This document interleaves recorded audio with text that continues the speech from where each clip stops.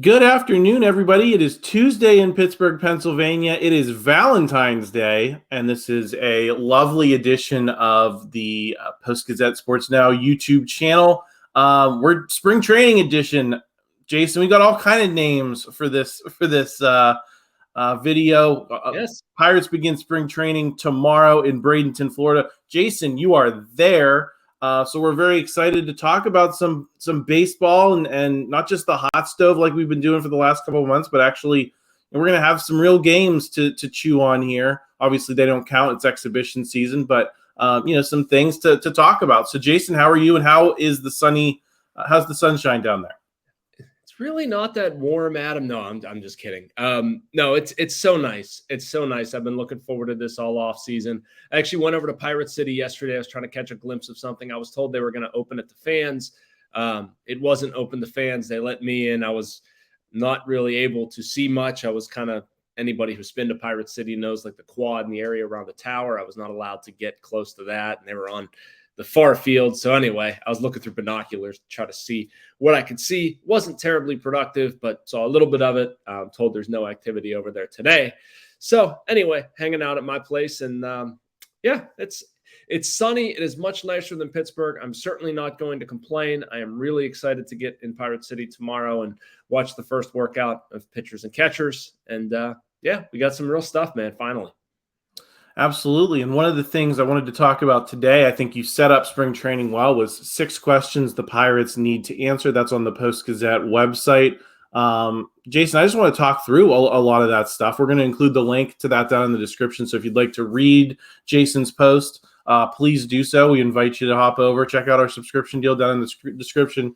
$6 for 6 months of access. But Jason, the first question you said the Pirates need to answer is, what is the future with Bryan Reynolds? Is he going to be traded now? Is he going to be traded at the trade deadline? Is there a chance these two sides can come to some kind of agreement that would keep him in Pittsburgh? If not for the long term, then at least for a little bit longer in his arbitration years. Where do you see that heading, I guess, by the end of spring training, and then maybe on the second level by the trade deadline? Yeah, I put that number one, Adam, just because I feel like that's the big elephant in the room, right? Like that's the question attached to this team, probably even more so than how good they're going to be on the field this season. Like I think those expectations are at least somewhat limited, but I don't expect anything to change with Reynolds' status. I really don't. My understanding of the offers is they have not been anywhere close to, getting the Pirates to move or being willing to trade him. At the same time, the Pirates want to play this a certain way. And, they don't want to come off as just, oh, well, a player says he wants traded, so we're going to acquiesce to that. It benefits them to kind of drag this out, to say, you know what, he's only going to be had for a certain price. I mean, they can't screw this deal up. So, I mean, you hold out. And I think that's going to be the same thing. They're also, they get the benefit here, I guess, if you want to call it that, of like, Bryan Reynolds isn't going to make this an issue. This isn't going to be a clubhouse problem. He's there yesterday. I'm watching him through my binoculars, talk to people, friendly with people. Like come on. I mean, he's going to play. He's going to play well. It's going to be a non-issue. So I think you just ride it out. And then on the back end of that, Adam, I think it probably, I think the trade deadline is a realistic possibility. I think what you need is for some teams that have made offers to get a little bit more desperate. And to use a real life example, like the Yankees have not addressed their left field situation. And let's say they get into the season and that's a giant black hole and their fans are screaming at them and that's like the weak link in their lineup. Okay, well, they're going to be willing to give up more. Or maybe the Mariners are, or maybe the Texas Rangers are. I don't know, but you need games to change that. And we're just not going to have that right now. Yeah, I wonder if it could possibly come down to a Nate McLouth situation where obviously that trade was unexpected back in 2009. I don't think a Bryan Reynolds trade at this point would be unexpected, but it was in May and it was, well before the trade deadline. And I wonder if that type of situation could come up and that could change the offers that the Pirates are receiving. Jason, the other second question that I think is maybe a little bit more interesting in the short term is, what is the situation at second base? You named a few guys that are in the mix there. I guess I'm going to pose the question to you this way. What are the chances the Pirates come out of spring training with an everyday second baseman instead of, maybe more of a platoon situation? And what are the odds they find that second baseman of the future? And if not for, the next decade, then the next at least couple years by the end of 2023. The chances of them coming out of spring training with a guy they are dedicated to being the guy are like nil. I just honestly, like, I don't think Shelton would even say, like, yeah, if a guy plays well enough, like, we're going to declare him the second baseman. Like, he's just not going to do that. That's not his personality. Somebody may win the job. Let's say Rodolfo Castro is a really good spring. Like, he's going to be your opening day second baseman, and I think they would be okay riding him as long as he's productive. But I don't think they're going to, commit to anybody too terribly long term. And Shelton, probably in every one of his answers, he's done this to this point, is going to couch it as a competition. And I guess that's what it should be, objectively looking at this team. Like, nobody should feel like they have anything earned, especially young guys with no track record. So, I mean, that's what I'm looking for. I think there are players there who can do different things. And Castro's one, probably is the most pop of the group. I like Marcano's game. I think he can do some different things, gets on base, runs well. It's a good bunter if they want to do that. You know what, Adam? After watching Ji-Hwan Bae yesterday, though, oh my goodness. And I know it was just, a couple rounds of batting practice. I'm not going to freak out over that. But I watched him in games last year. I've seen him in the minors. I like the way the kid can manipulate a bat. Like, he can hit for power if he wants. He can be a slap hitter if he wants. He can make a lot of contact. He can steal bases, play multiple positions. He's somebody I look at in that mix where, like, they need a backup shortstop.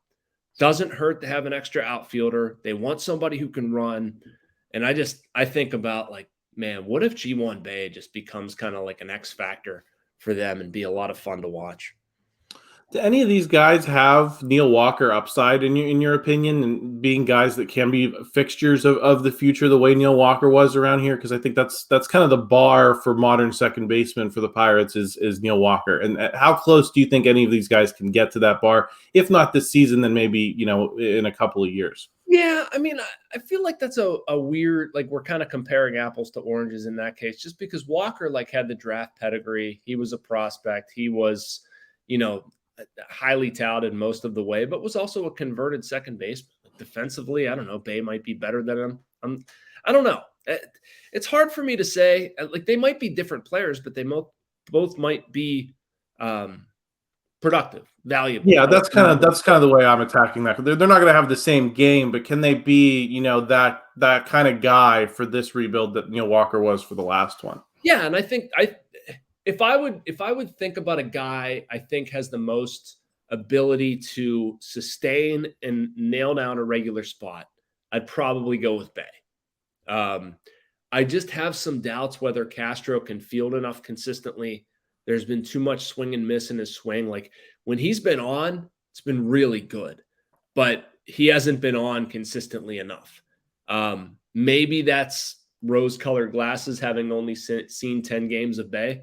If I saw 50 games of Bae, I'd probably feel differently about it. 10 games obviously isn't enough. But I do like the defense is better. The speed's better. I think the consistency is better. The bat to ball skills are better, and you're sacrificing a little bit of power. I'm okay sacrificing the power to get the on base and the running ability. Who knows? And then you could take it to the second cut with that and think, Tamar Johnson might be that guy. Like, he's in major league camp. He's only 19. Mm-hmm.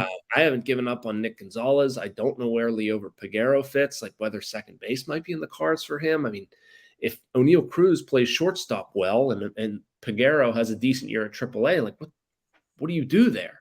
You got to find some sort of fit. So, like, any of this stuff, I mean, there's so many pieces, but I do like the options that Bae gives them. And that's not to say that Castro, I think, is going to be a bad player. It's just I probably have more questions with him than some other guys.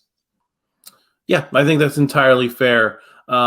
Jason, we also have to talk a little bit about Ke'Bryan Hayes. He was your third question. Can he hit is the big question of the season. I think you and I went back and forth about this a little bit on our Zips projection video a couple of weeks ago. If you haven't seen that yet, check that out. A lot of stats conversation there. But Jason, what have you heard about Ke'Bryan Hayes in this offseason and the work he's put in? And what's your sense of how possible it is that he's going to finally maybe turn a little bit of a corner, not be like an amazing hitter, not going to be like an MVP level hitter, but a guy who, just adds a little bit of value with his bat to go with his glove to make himself, what I think can be a really good player. I've heard a lot of really good things about Ke'Bryan this offseason. Lifting, which he does routinely, but sort of an admission that he's been hurt too much, gaining a little bit more weight while not sacrificing mobility. Just needs to up the durability. Like, he needs to play. Little knick-knacky things cannot take him out of the lineup.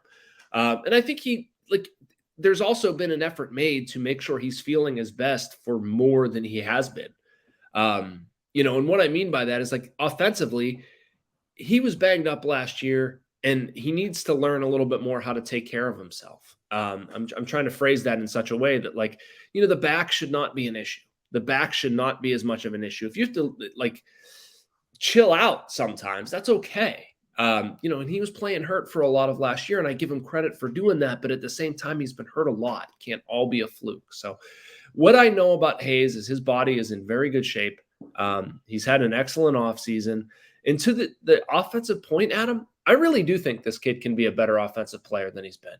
He's been sub 700 OPS the past two seasons. Like, I don't need him to do what he did in September 2020, but they can't have the results that they've had the past 2 years out of him.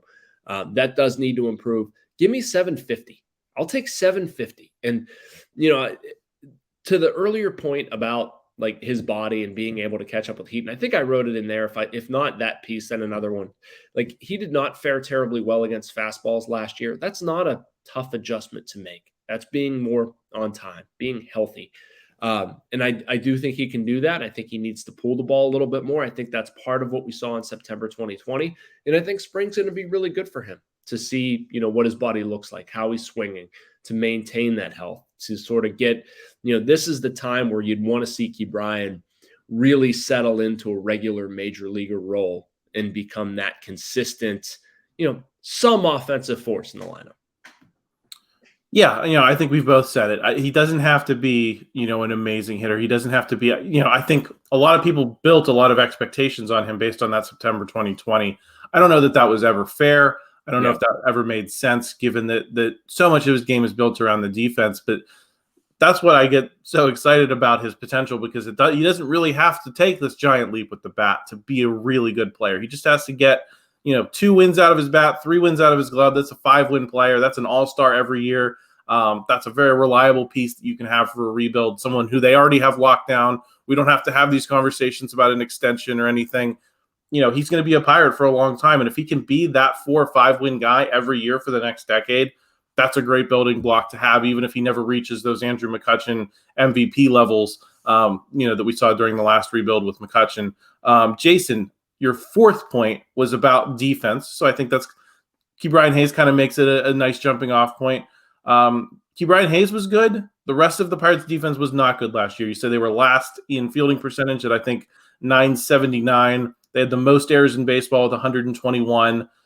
What does playing better on defense look like for the Pirates? Because I think you also mentioned the catching situation. And now you have Austin Hedges in here. He's a proven veteran, as opposed to, the quad A options with, Jason DeLay and Tyler Heineman, for most of last season after Roberto Perez was hurt. On a team level, what does looking better on defense look like for this team? Is it just in the field? Is it at catcher? What does that look like? Yeah. So there's a couple points here, Adam, and I think it's really interesting where they're at defensively.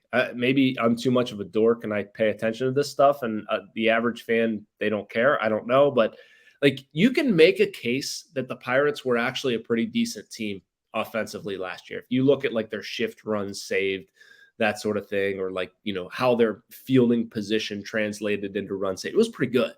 But the errors and the fielding percentage blew everything out of the water. It didn't matter. Basically what it was is they were in the right place and didn't make the plays. Didn't make anywhere near enough plays. They just booted balls. But a lot of the guys who contributed to that are gone. The Josh Van Meters, Chavis had his moments. Yoshi Satsugo did nothing. So in a way you can see them being better, but there's no guarantee. Like, I think Austin Hedges will improve the defense behind the plate. And that's one area that it looks like if they're going to turn a corner, Austin Hedges has to be good defensively, and historically has been good defensively. Ke'Bryan Hayes, you're going to expect a certain level of defense from him. Great. If the team defense is going to improve, they have to get more from O'Neal Cruz. I agree with what the team is doing. I like running him out there 150 times at shortstop or whatever it is, and let him work. See what the results are. It might be 50 errors at the end of the season. So what? If it's 50 errors and you feel like they're correctable, maybe you go with it. If it's 50 errors and you're like, man, this dude's sailing the ball into the stands, I don't know what to do. Put him in the outfield. I'm fine with that. And then at that point, I feel like he has less of a case to argue. His second base, again, worries me a little bit with Castro. G-Man Choi has shown a propensity to catch what's hit to him, but not much else. Doesn't have a ton of range. I don't know where it's all going to land. I really don't. I'm fascinated to see how it translates. I see what they put into things like defensive positioning and pre-scouts, and they're very good with that stuff. And fans don't want to hear that because they don't see the results, and I understand that. But as far as where guys are playing, how they're scouting other teams and pitching guys and all this, the plan is sound, but none of that matters if you're screwing up the last part, which is catching the ball or throwing to the right base or whatever, and they need to do that better. How much is that positioning, being well positioned, how much is that going to be diminished by the shift, which is, positioning matters in baseball. If you played, growing up, you remember your coach waving you this way, waving you that way. So I think it's still going to matter to a degree, but how much is it diminished by the lack of the shift this season? Yeah. I mean, it's distilled a little bit. I think it still matters though in stuff like the outfield. You can still shade certain ways. You can play and you can play back. Even things like the Pirates, they like to be aggressive with a runner on third base. Shelton is almost always playing his infield up. I don't always love that, but then I look at some of the metrics they produce and I'm going to let it go. So there are ways to manipulate your defenders. I'm also curious, Adam, to see how they end up playing their defenders even within the shift rules. And I think this is like an MLB writ large thing that's going to be fascinating. You have to have two defenders in the dirt on either side of second base. Okay. I mean, I can have a de facto shift with my second base and my first baseman, and I can move my shortstop a step to the left of second base, or however you want to devise something. It's still a legal shift. It's still a legal defense, and it's basically a shift. So do the Pirates deploy some of that stuff? I think to a degree they probably will. But bottom line, they can be as smart as they want to in the process and all that. As I said earlier, it just, you have to make the plays. And O'Neal Cruz is a perfect example of that. The dude is unbelievably athletic and talented and fun to watch, but you can't sail throws into the stands. You can't bounce throws. You can't, boot routine ground balls. And Castro's the same way. There are just consistency things that they certainly have the talent to iron out in their game. It's just a matter of sort of maturing a little bit. Jason, your fifth point was about the bullpen, which has not been a strong point for this franchise under Ben Cherington. After years, it seemed like Neil Huntington could put together a bullpen whenever he wanted. It's kind of been the opposite under Ben Cherington. What are the chances? I'm going to ask this in two ways. Who are the guys you're looking at in spring training to maybe step up and prove that they can be reliable pieces? If not in the eighth, ninth inning, then in sixth, seventh inning. To kind of as a bridge to David Bednar in that back end. So that's A. And B, overall, what are the chances that this bullpen has to not be kind of the disaster it's been at different points for the past 3 years under Ben Cherington? I know. I'm glad you brought up the link to the former regime, Adam. I wrote that in something. I just filed it shortly before hopping on this thing about 5 areas of concern for the Pirates, because I think it's fair. We've spent a lot of this offseason trying to figure out how things are going to fit. Well, where should we be worried? And I think the bullpen sort of falls into both of these categories. The old regime did a really nice job of just finding parts that fit, getting the best out of guys, figuring out this guy does this well, so let's heighten this. So I'm curious to see how that comes together for this group. To answer the question, some of the guys I'm looking at, like Colin Holderman, is a big one. I think, really good slider, high velocity, only made his MLB debut last year with the Mets, but showed some really good things, was good before coming over to the Pirates, had his stats kind of dinged with a bad last outing and then never pitched again because of a shoulder issue. If he's healthy, I think he can be really good. I like Will Crow in a setup role. I thought they overused Will Crow, and I'd like to see them, sort of ration that out a little bit. He doesn't need to pitch every game. But if you give me a setup group like Carlin Garcia, Will Crow, Colin Holderman, and they're getting the ball to Bednar, and even if you want to play leverage, because I do think the Pirates are going to be a little bit new agey with their bullpen usage, where you might sacrifice a save, but if you have 3, 4, 5 coming up in the eighth, you're going to use Bednar there, and maybe you use Crow or somebody else in the ninth. I do think that stuff appeals to Shelton. But Holderman is one that sort of links in there. I look at other guys they brought in last year. Robert Stevenson is somebody that intrigues me with a really, really good slider. Might be the best singular pitch on the pitching staff. Johan Ramirez's sinker would be up there too, but metrically that pitch performed really well. They need Stevenson to give them something sort of in the middle innings. Chase DeYoung has been good. Dwayne Underwood Jr. has been good. The problem with Dwayne, that people got really mad about this late in the year, he's not a 7th, 8th inning guy. He's not a traditional setup guy. If he's a 5th, 6th inning bullpen arm, great. And that's where he should be pitching. So if you stay healthy, if you get those guys in the back end that I mentioned earlier, you can bump Dwayne down a little bit.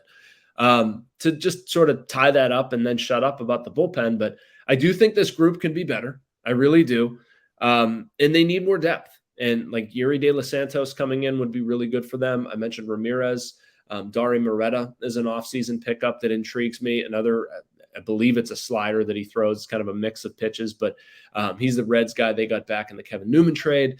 Some of these guys that I mentioned have options, and they could easily stash them in the minor leagues and try to expand their roster, Adam. But I mean, they have to largely stay healthy, and they have some decent stuff. It's just a matter of getting it, doing what the former regime did and pulling the best out of these guys.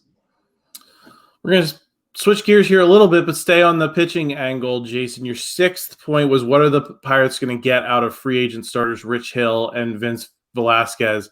So I'll just let you answer that question, A, and then B. How long do you think that they're going to be here in the ideal scenario? Is this a you hope those guys do well so that you can ship them out of here and then open up spots for Johan Oviedo and Luis Ortiz and some of these young guys? Or do you see that there's a possibility for them to have roles past August? Yeah, I don't see any way Rich Hill has a long-term role here.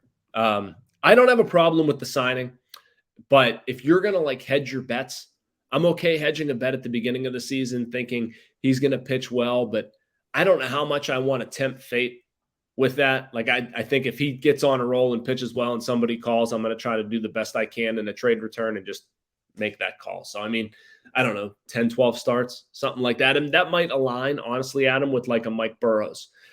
Made 12 appearances, I believe, at AAA last year. Needs a little bit more seasoning. If he gets off to a strong start, I flip Hill, bring Burrows in his spot. I like it. I don't know if it'll be that clean in terms of a swap. Velasquez, maybe a little bit more of some shelf life there. I could maybe see a world where if he pitches well, he sticks here. He really likes it. I know that it's gotten off to a pretty good start, his relationship with Oscar Marin, the Pirates pitching coach. Oscar went out to see him and watch him work. And I don't know. It comes down to if Velasquez can throw strikes and pitch effectively. If he can, he might have a home here. It probably depends on what other interest there is in the outs. I do think it would make sense for the Pirates to get a pitcher via free agency and then keep that same pitcher around for more than a half season. Maybe Velasquez becomes that guy, but I don't know. It just sort of depends on guys being healthy. What else is out there? It intrigues me what they're going to do with Johan Oviedo. I don't know if I wrote it in that piece, but I mean, if you stack out their rotation, right, you're going to have Romanzi, Mitch, Brubaker, Hill, Velasquez. Johan Oviedo remains a starter, and where does he go? I don't see the dude having anything left to prove in AAA, and that takes you to a 6-man rotation if he's a starter. I don't think that's a dumb idea. It could make perfect sense. And then you've got Luis Ortiz, Quinn Priester, Mike Burrows, guys sort of, nipping at the heels of others, where I like the pitching depth, but that's, again, contingent on everybody staying healthy, everybody producing, which at this time of year sounds great, but, we all know that come August, that will probably not have happened. Yeah, I think some of this is going to be natural, just roster churn with the injuries and people will open up spots that way. But of course, when we're sitting here looking at things on paper on February 14th, it's just natural to wonder how things are going to shake out. Jason, those were all of the 6 questions, but I did have some odds and ends questions for you. The first one was, how much should I care about Kevin Plawecki? What's this buddy cop stuff with Hill, by the way? I have not seen this, but Chris Cotillo from Mass Live quote tweeted me on something about like some buddy cop thing with Hill. I would imagine, given what Plawecki has done throughout his career and given the dearth of options, that there's a non-zero chance he could be on the roster. Heineman metrically was okay. Delay was there, a guy. I mean, we're talking about true quad A stuff. If Plawecki has any offense whatsoever, and he had a 2-season stretch where he was like, 750 plus OPS. I think one was like an 800 OPS. That might have been in the COVID short in 2020. But I mean, if the dude hits at all, like, I would take him. What about you? I just kind of wonder if this was trying to avoid a Roberto Perez situation from last year, whereas Austin Hedges goes down in a similar fashion. I think obviously the Pirates hope that doesn't happen. But then what do you have? You want to have a guy who's been in the major leagues, has that experience to kind of be that bridge. If the less expensive one than the options you had last season. So that's kind of my read on the situation is, let's have another a legit big league catcher in camp. Let's have him around. And see what happens. I don't know if that's the correct read or not. Yeah, and if Austin Hedges goes down, honestly, and Endy Rodriguez and Henry Davis, like if either of them are producing in the minor leagues, dear God, they better be up here. Really, right? Like, you better not go the journeyman route at this point when you have those 2 kids who are legitimately, like, it's not perfect. Okay, whatever. I don't care if it's perfect. Like, your major league guy went down. Give Endy a chance. Now, if he's hitting $120 in AAA, fine, I get that. But yeah, I really hope we're not going to go the Kevin Plawecki, Jason Delay, Tyler Heineman route if there's an injury, in the minor league guys are producing. Yeah, I think he's just a good, like, I'll definitely be on that bandwagon if I want to see Endy as the number 1. But, I think it's just a matter of, you have a guy who's spent several seasons in the big leagues, has been around. I think there's some value in that, especially if it's only on a minor league deal. He might give you something. He might give you nothing. I mean, there's no risk there. Yeah, pretty much. That's kind of the way I'm looking at it. Jason, another, I don't want to say big storyline because I don't know if it would qualify as that, but it's something that's been talked about in the last couple of weeks is Ji-Man Choi wanting to play in the World Baseball Classic. The Pirates kind of not being super comfortable with that. What's your read on where that situation stands now? I know you wrote about it a couple of days ago. Is that pretty well smoothed over and what's the situation? Yeah, I mean, it's fine. It's fine. I mean, I'm not going to rip the Pirates for this, Adam. I'm not. I mean, they signed a first baseman with off-season elbow surgery. Like, we're paying your contract, bud. I mean, we're paying your contract $5+ million. He's asking for like $5.5 million through arbitration, which is probably the first problem in this relationship. His projection was 4.5. They're just so far apart. And then he's saying, I had off-season elbow surgery, and then I'm going to come back, and the first action I see is going to be in the World Baseball Classic. Like, no, probably not. I don't really fault the team for that. They're paying him to play, and you don't have the clout that, I don't know, a Juan Soto or Mookie Betts or somebody does where, those guys are such stars. You're like, no, I'm going to tell the team what I'm going to do. Like, Ji-Man Choi is not that. Ji-Man Choi hit 188 over his final 60 games last year. Did not produce a ton of offense. Now, do I have a problem with the signing? No, absolutely not. But I also don't have a problem with the Pirates saying, this is stupid. You play for us. We'd like you to play for us. Jason, another interesting nugget you left in one of your preseason posts over at postgazette.com was that you think there's a possibility Malcolm Nunez could be here by midseason, the first baseman. I just want to pull at that thread a little bit. Do you think if he hits well, given that you have Choi in camp, given that you have Santana in camp, given that those guys are getting sizable contracts, but they also, I don't think anyone's looking at them as long-term options. How can Malcolm Nunez play his way onto this roster and then not just onto the roster, but into legitimate playing time, perhaps before the trade deadline? I like Nunez's pop, Adam. I think that's what gets him here. If he goes to AAA and he's putting the ball over the fence, you're going to have to find a home for him.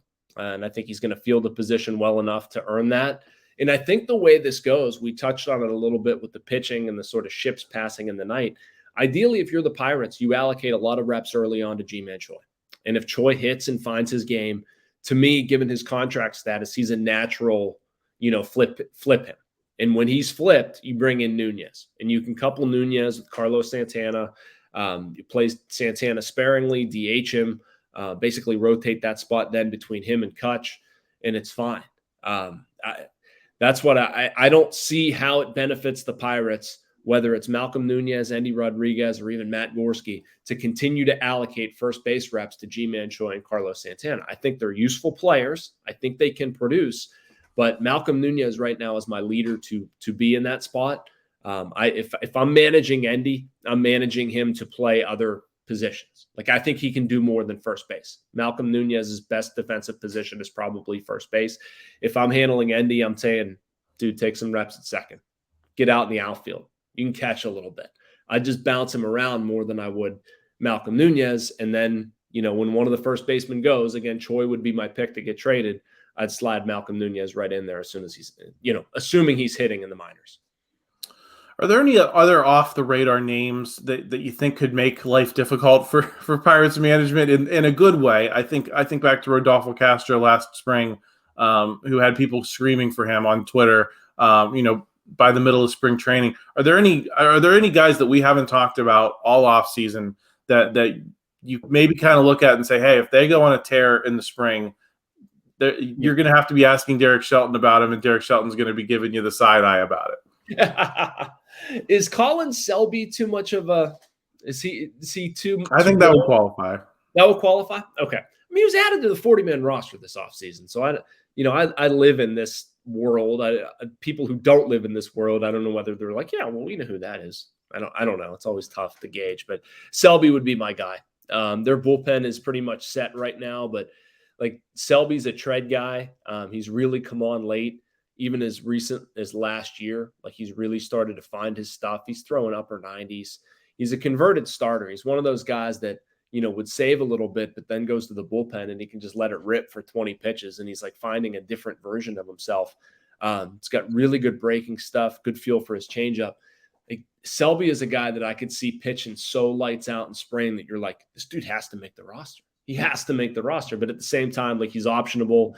He's on the 40. They're probably not forced to do it.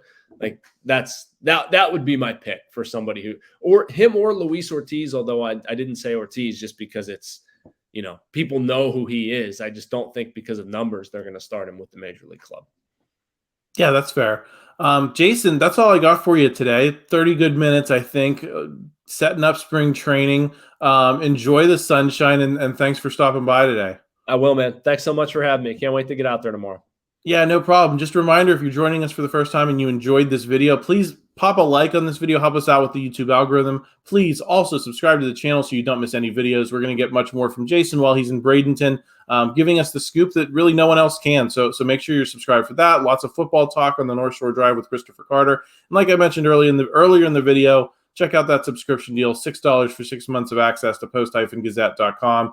Everything Jason's writing, everything the Steelers writers are writing about free agency and the draft, you're going to get all of that for just $1 a month. That's a great deal. So check that out, and we will look forward to talking to you all again soon.